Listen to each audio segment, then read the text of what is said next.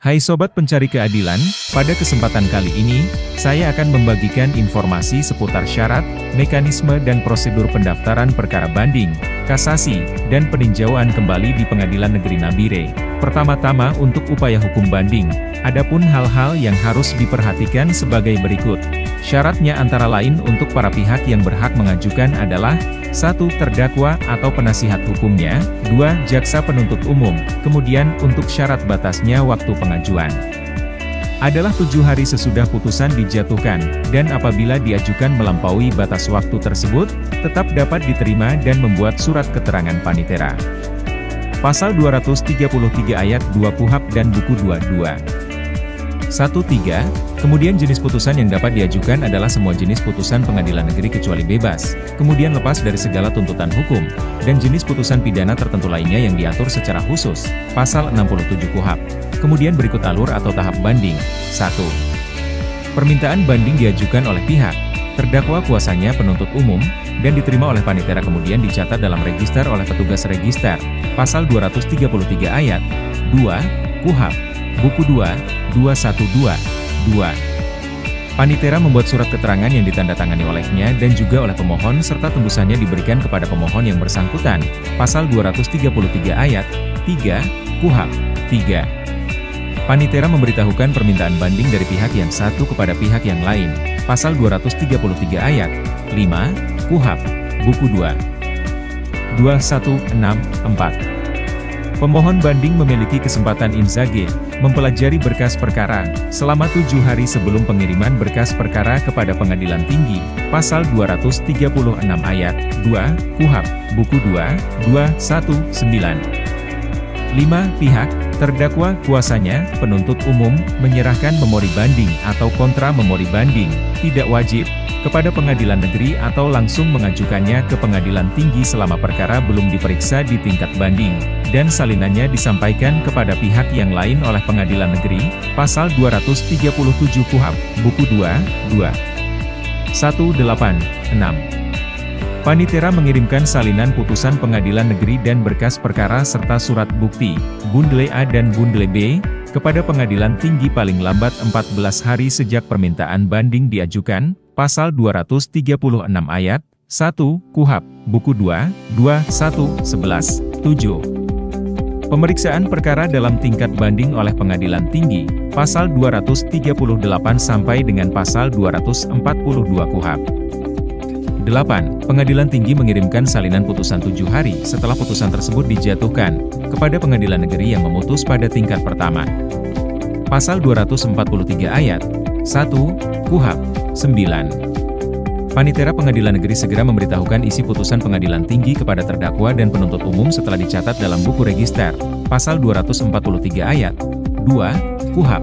Kemudian, sebagai catatan khusus banding dapat dicabut sewaktu-waktu selama belum diputus oleh pengadilan tinggi, namun tidak boleh diajukan lagi, Pasal 235 ayat 1 KUHP dan buku 2 2112. Upaya hukum selanjutnya adalah kasasi. Adapun syarat untuk pihak yang boleh mengajukan adalah 1. Terdakwa, 2. Penasihat hukumnya. Pasal 244 KUHP. Kemudian, batas waktu pengajuan kasasi adalah 14 hari sesudah putusan pengadilan yang dimintakan kasasi itu diberitahukan kepada terdakwa. Pasal 245 ayat 1 KUHP dan buku 2 22. Selanjutnya, adapun jenis putusan yang dapat diajukan kasasi adalah semua putusan pada tingkat banding, putusan bebas, dan putusan lepas dari segala tuntutan hukum.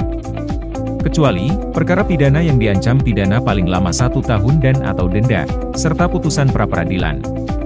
Pasal 244 KUHP, buku 2 2281. Pemohon, terdakwa atau penuntut umum, mengajukan permohonan kasasi kepada panitera pengadilan yang telah memutus perkaranya dalam tingkat pertama, Pasal 244 dan Pasal 245 ayat 1 KUHP, buku 2 2. Panitera menulis permohonan kasasi dalam sebuah surat keterangan yang ditandatangani oleh panitera serta pemohon, dan dicatat dalam daftar yang dilampirkan pada berkas perkara Pasal 245 ayat 2 KUHP. 3. Panitera memberitahukan permintaan kasasi dari pihak yang satu kepada pihak yang lain, Pasal 245 ayat 3 KUHP. 4. Pemohon kasasi mengajukan memori kasasi.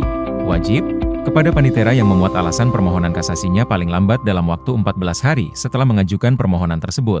Pasal 248 ayat 1, KUHP, Buku 2, 222. 5. Panitera menyampaikan tembusan memori kasasi yang diajukan oleh salah satu pihak kepada pihak lainnya dan pihak lain itu berhak mengajukan kontra memori kasasi. Pasal 248 ayat 6, KUHP, Buku 2, 224, 6. Panitera menyampaikan tembusan kontra memori kasasi kepada pihak yang semula mengajukan memori kasasi. Pasal 248 ayat 7, KUHP, 7. Panitera pengadilan mengirimkan berkas perkara kasasi kepada Mahkamah Agung paling lambat 14 hari setelah tenggang waktu mengajukan memori kasasi berakhir, Pasal 249 ayat 3, dan Pasal 250 KUHP, Buku 2, 229, 8. Pemeriksaan perkara dalam tingkat kasasi oleh Mahkamah Agung, Pasal 253 sampai dengan Pasal 256 KUHP, 9. Mahkamah Agung mengirimkan salinan putusan kepada pengadilan negeri yang memutus pada tingkat pertama. Pasal 256 KUHP Yungto Pasal 243 ayat 1 KUHP, Buku 2, 22, 14, 10. Panitera Pengadilan Negeri segera memberitahukan isi putusan Mahkamah Agung kepada terdakwa dan penuntut umum setelah dicatat dalam buku register. Pasal 256 KUHP Yungto Pasal 243 ayat 1 KUHP, Buku 2, 22, 14. Sebagai catatan khusus, kasasi dapat dicabut sewaktu-waktu selama belum diputus oleh Mahkamah Agung, namun tidak boleh diajukan lagi. Pasal 247 ayat 1 KUHP dan Buku 2, 22, 11. Kemudian, berikut alur upaya hukum peninjauan kembali. 1. Pemohon, terpidana atau ahli warisnya, mengajukan permohonan peninjauan kembali kepada panitera pengadilan yang telah memutus perkaranya dalam tingkat pertama dengan menyebutkan secara jelas alasannya. Pasal 264 ayat 1 KUHP, Buku 2, 3, 2, 2. Petugas menerima berkas permohonan peninjauan kembali lengkap dengan surat-surat yang berhubungan dengan perkara tersebut dan memberikan tanda terima. Buku 2, 3, 4, 3. Panitera menulis permohonan peninjauan kembali dalam sebuah surat keterangan yang ditandatangani oleh panitera serta pemohon, dan dicatat dalam daftar yang dilampirkan pada berkas perkara. Pasal 264 ayat 2, Yungto Pasal 245 ayat 2, KUHP, Buku 2. 35, 4. Pemberitahuan permintaan permohonan peninjauan kembali kepada jaksa. Buku 2, 37, 5.